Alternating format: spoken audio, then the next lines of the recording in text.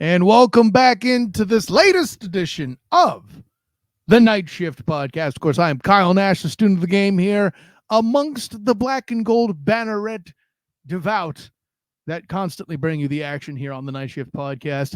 Of course, you can find our writings on the black and gold banneret.com. And listen, we talked earlier about men's basketball and that schedule dropping, but we could not exclude the women's game, certainly not. And listen, I know for all the struggles that the ladies have had in the past couple seasons, listen, it was just a short time ago that Coach Abe took this group to the big dance, the women's NCAA tournament, almost beat UConn. During that path, they lost to Iowa. Their leading scorer was a sophomore that was just starting to become a rising star. Maybe you've heard this name, Caitlin Clark. Yeah, apparently tied into UCF's history.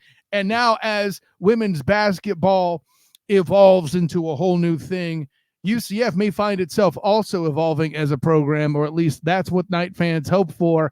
But hey, listen, if I'm going to do this, I'm going to bring in analytics and statistics and facts that will support anything I think or tell me how wrong I am. And who better to do it but the great mind himself here at the Banneret, my guy, Bryson Turner. What's going on, my man? I am doing all right, Kyle. Thanks for bring me on to talk some women's hoops. Yeah, man, absolutely. Listen, I know it's been kind of rough sledding here for the women's team, but let's go ahead and take a look real quick at the women's schedule. Now, on the graphic here, we see that we have the home away and both games. Obviously, we don't have the out of conference yet, so we can't speak how difficult or not that is. But Bryson, off the bat, what jumps out at me, not having to go to the literal damn desert to play basketball with some of the new Big 12 incumbents there. What kind of jumps off for you there, buddy? I think what jumps out at me is the fact that we will have 2 games against Houston. I think that will be good in terms of the fact Houston was one of the better opponents that UCF had to face last year in terms of potential of getting a win. So to see them being on the schedule twice this year, once again, just like they were last year, I think is a welcome sign. It's a nice little bit of consistency for this team. The other thing, though, that gets at me is I think this team ended up catching a little bit of bad luck, because if you look at the teams that made the NCAA tournament among this group, out of the top 5 of RPI teams, which are Utah, Colorado, Baylor, Kansas State, West Virginia, UCF is at home for only one of those games, and that's Baylor. And the top 2 teams that in the RPI that finished that are among this, Utah and Colorado, both home matches in the Mountain Time Zone. So I think as far as the quality of competitor, I think that's going to be taking a step up, and it's not exactly doing favors that UCF is going to have to be on the road a more of the time against some of the best that this conference is going to have to offer.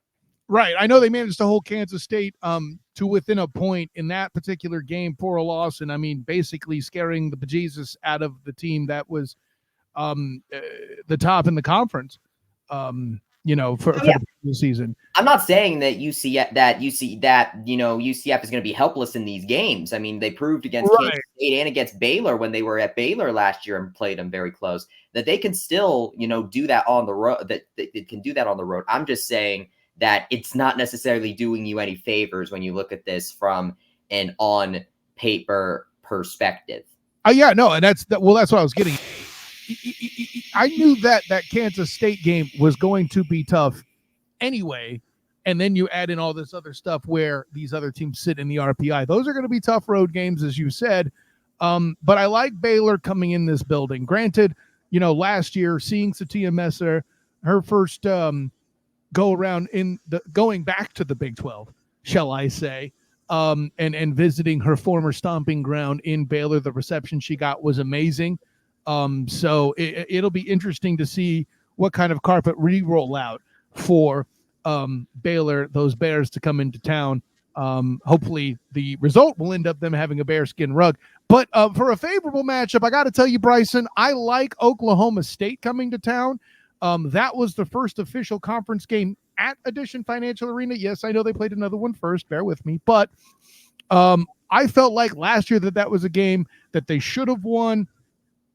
After the game, talking to their coach, the respect that she granted this team, and it wasn't just shows coach speak when she dropped it there. The look in her eyes, I could tell that this was a coach relieved, not a coach playing politics, dealing with the tough defensive matchup that UCF is, men's and women's basketball alike.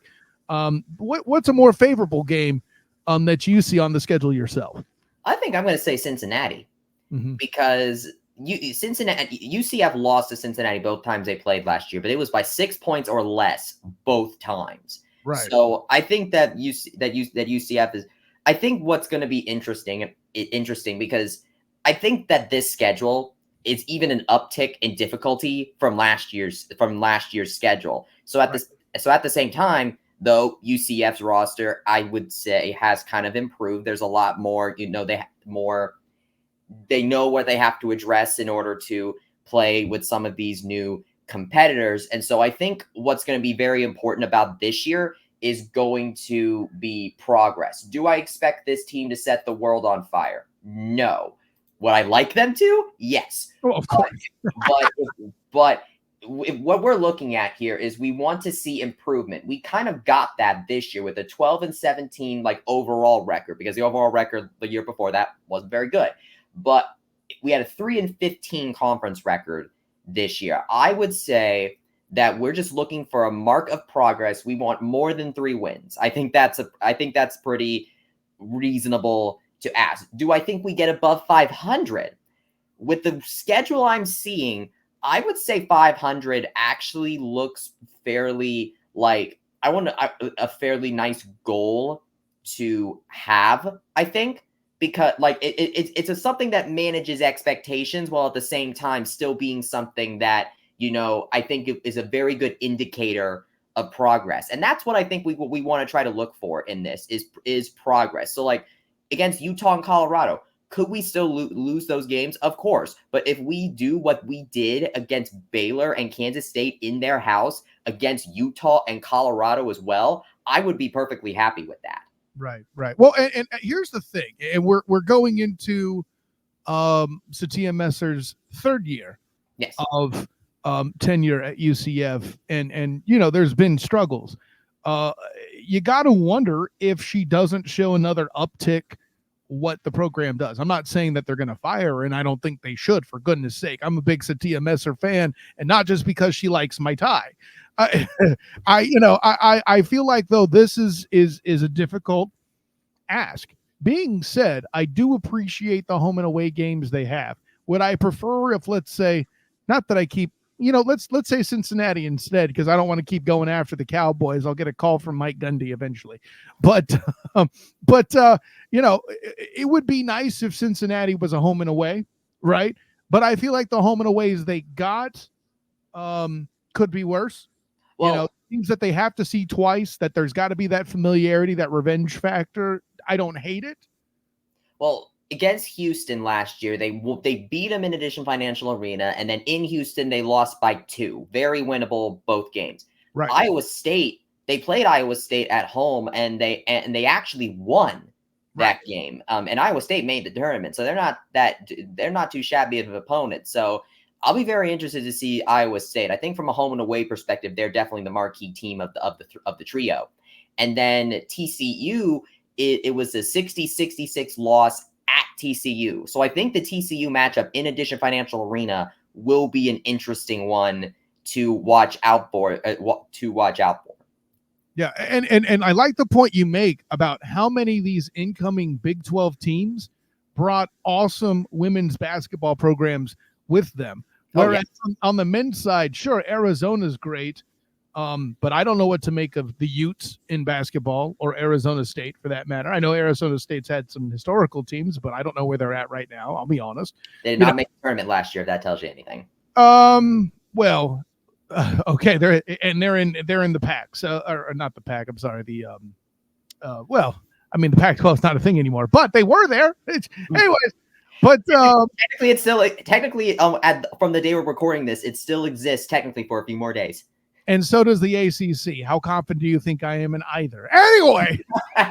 No, but yeah, the point you make about the new incumbents making the Big 12 an even bigger women's basketball power is a fantastic thing. And who knows? I think in this environment, I mentioned Caitlin Clark earlier and the catalyst she's been for women's basketball, period, not just the WNBA, right? But then also getting the opportunity to see other players out there on the national scene like the Paige Buchers and the Juju Watkins, and people of that ilk, uplifting the sport still in the collegiate ranks. I think this team has the opportunity to be a real Cinderella story in a time where women's basketball is upticking. And if that happens, I know Terry Mahajer will be a big fan, right? So, oh yeah, I don't know. Am I reaching too much for the stars there, Bryson? Bring me back down to earth if I need to be there. Well, let's put it this way. I think the glass slipper has been left on the staircase. It's basically going to be up. It's going to be up to this UCF women's basketball team to put their foot into it. Is that going to happen? I am not sure. I think there are games on the schedule where looking at the schedule now, I actually think we could have a better Big 12 schedule than last year. Arizona State finished last year number 117 in the RPI, and they're coming to Edition Financial Arena, so that looks like a very winnable ballgame. You have Houston, of course, and in both games they were played close both times, and UCF played a lot of these opponents actually fairly close.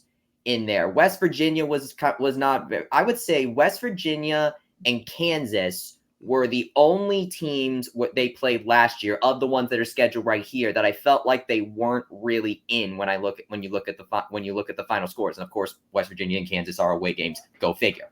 But you look at some of these other teams. Cincinnati played them within 6 both times. Oklahoma State only lost by 7. UCF was in a majority of things. Heck, they beat Iowa State.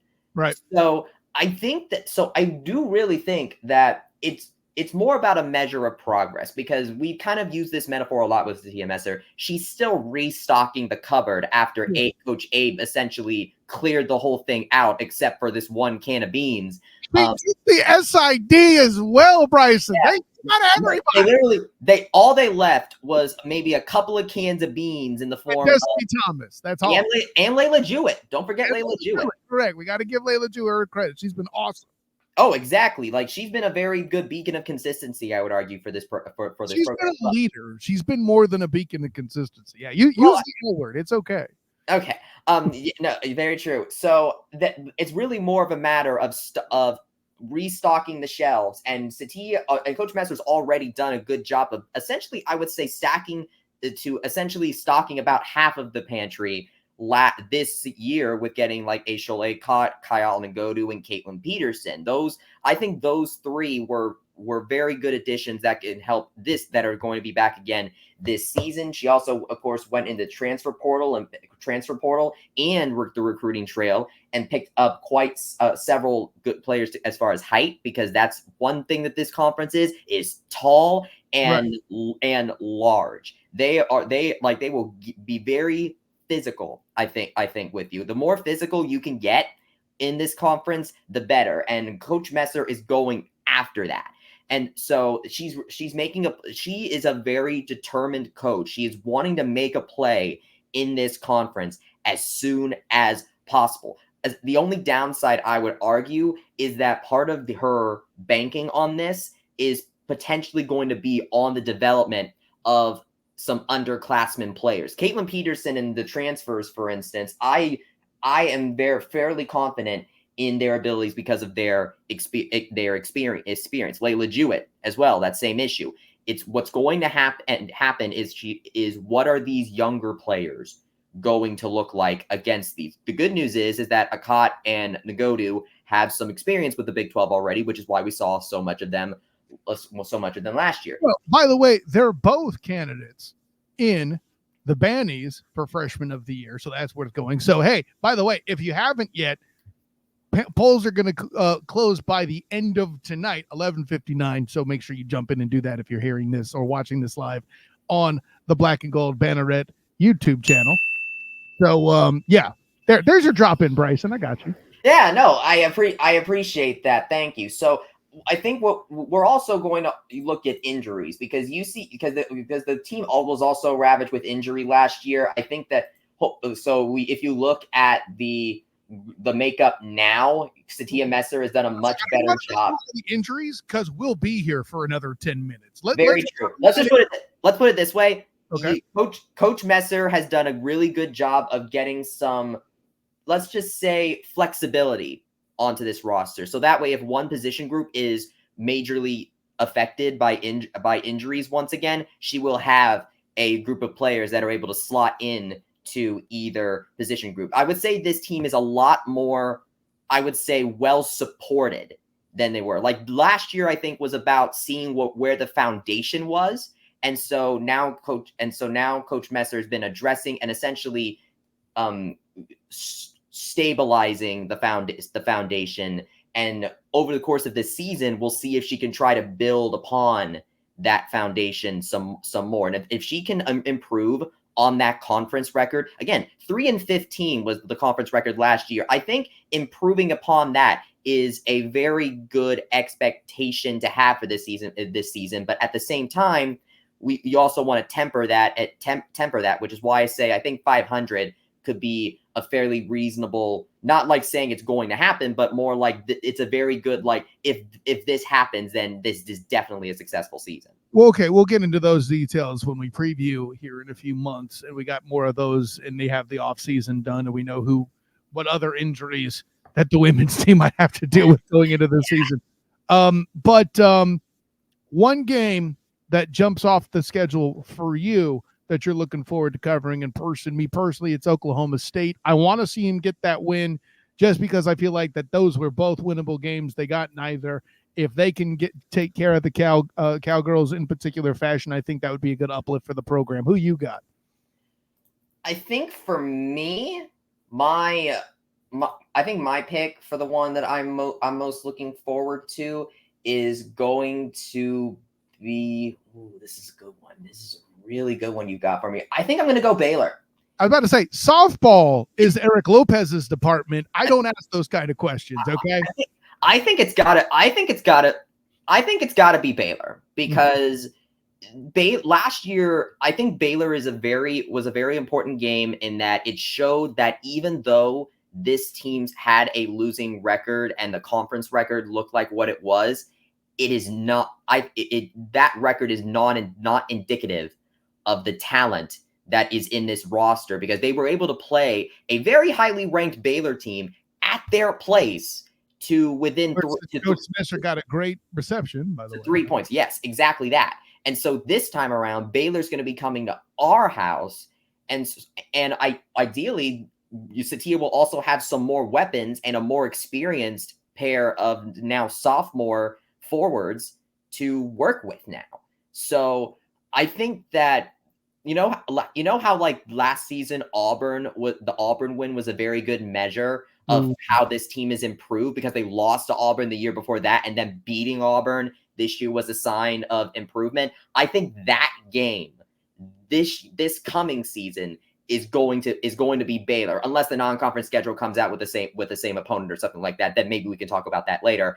But as far as the conference schedule goes, I think Baylor has the makings of having a similar sort of role of that Auburn game to gauge the progress of this team from year to year.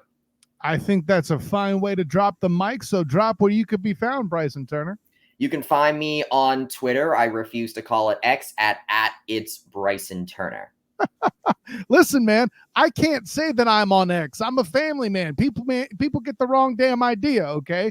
I'm just saying, of course, you can also find the Black and Gold Banneret on Twitter at UCF Banneret SBN. Of course, I'm Kyle Nash, the student of the game. You can find me on Twitter, Threads, and Instagram at the SOTG, and also find me on Facebook as the student of the game. And of course, check out the writings, especially the bannies, while executed once again by my good friend Bryson Turner, and of course, the man himself, Jeff Sharon. Find those and vote if you haven't yet before the end of the night here on blackandgoldbanneret.com. Of course, for Bryson Turner, I am Kyle Nash, the student of the game. Until next time, everyone, class dismissed.